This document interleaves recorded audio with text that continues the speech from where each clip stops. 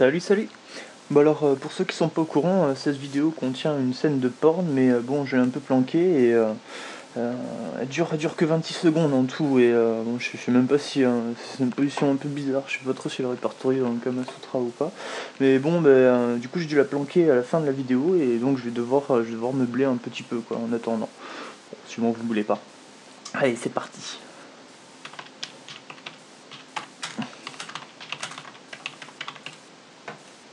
On va se mettre un peu de musique. Allez. Donc, on va parler de Octa, tiens. Parce que bon. Alors, là, on a un article. Donc, comme vous pouvez le voir, c'est un article qui est assez costaud et j'ai eu besoin en fait de faire un sommaire et de le départager en chapitres et en petits paragraphes en fait, comme ça. Du coup, c'est un article en fait qui va être en quatre parties principales. Donc, la première partie, ça va être de l'information. La deuxième partie, ça va être donc tout ce qui concerne la, la distribution du message, la diffusion de l'information, donc auprès des gens pour les informer et lutter justement contre la désinformation des médias. Le troisième article va concerner en fait le forum, le forum qu'on a mis en place, le forum qui va être là pour débattre, pour discuter autour du sujet, parce qu'il y a beaucoup d'avis différents, autant au niveau des artistes qu'au niveau des téléchargeurs, qu'au niveau des téléchargés, au niveau de tout le monde, parce que bon, il y a aussi des artistes qui téléchargent. Donc au final, ça fait un gros méli-mélo, et donc je pense que le meilleur moyen de trouver des solutions, c'est de débattre, quoi. Et après, il y a quand même aussi une dernière partie qui va être donc de la prise de recul un petit peu par rapport à tout ça, quoi. Donc, l'article, en fait, il y a deux manières de l'appréhender. Donc, soit en lisant uniquement le texte et en regardant les vidéos, ou soit en fait vous regarderez. Donc là, j'ai une vidéo, mais à l'entrée de certains chapitres, il va y avoir une vidéo de présentation en fait. Comme là, regardez. Au niveau des pétitions, il y a une vidéo. Au niveau d'autres endroits, en fait, il y a d'autres vidéos. Et en tout, il y a 4 vidéos de présentation. Vous pouvez survoler comme ça l'article avec des vidéos de présentation. Donc on va commencer à parler de tout ça. Donc là, il y a quelques arguments en fait qui pourraient vous donner envie de lire la suite. Donc après, on va passer à ce qui est ACTA. Qu'est-ce que c'est ACTA? Parce qu'il y a beaucoup d'entre vous qui, je pense, ne sauront pas ce que c'est ou sont pas trop au courant de ce que c'est. Enfin, si vous voulez avoir un aperçu de ce que ça peut être en très peu de temps, vous avez des vidéos aussi. Ah oui, j'ai oublié un détail aussi, étant donné que c'est un article qui est assez conséquent, vous voyez que là, il est assez costaud quand même, il y a de quoi faire. Ce que j'ai fait en fait, c'est au niveau des vidéos, à chaque fois qu'il y a une vidéo, j'ai mis la durée de la vidéo en fait, comme ça.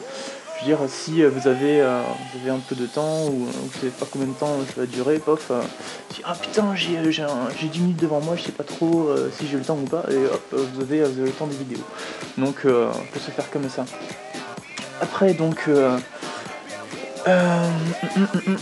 vous avez donc les vidéos et les descriptions de ce que c'est ACTA. Donc sur les trois premières principalement.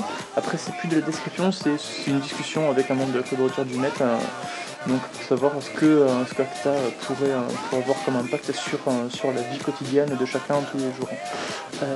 Quotidienne toujours, je sais. Là on en a pour la présentation de l'ACTA. Après, à savoir qu'il y a aussi tout plein de politiques, politiques ou pas d'ailleurs, donc des gens qui savent de quoi ils parlent,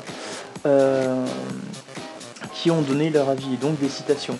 À savoir donc Sandrine Bélier, eurodéputée, Kader Arif, donc eurodéputé, donc lui qui est un des membres à l'origine du traité d'ACTA, Jérémy Zimmerman, porte-parole de l'organisation citoyenne de la Quadrature du Net, Philippe Aigrin, pareil, membre de la Quadrature du Net, donc Avaz, donc qui est le site accueillant la plus grosse pétition contre ACTA, et enfin on a la petite pépite Martin Schulz, donc président du Parlement européen. Il faut savoir que Martin Schulz, quand même, le président du Parlement européen, c'est pas n'importe qui, hein, ne le trouve pas bon dans sa forme actuelle. Donc c'est-à-dire qu'il y a vraiment un problème avec ce traité, quoi. Euh, donc après, au niveau des pétitions à signer, vous avez une vidéo de présentation. Au niveau de l'internet libre, certains se demanderont ce que c'est internet libre. Donc là, pareil, vous avez des vidéos de Jérémy Zimmerman et Benjamin Bayard. Donc il y en a une qui fait 40 minutes où c'est Benjamin Bayard qui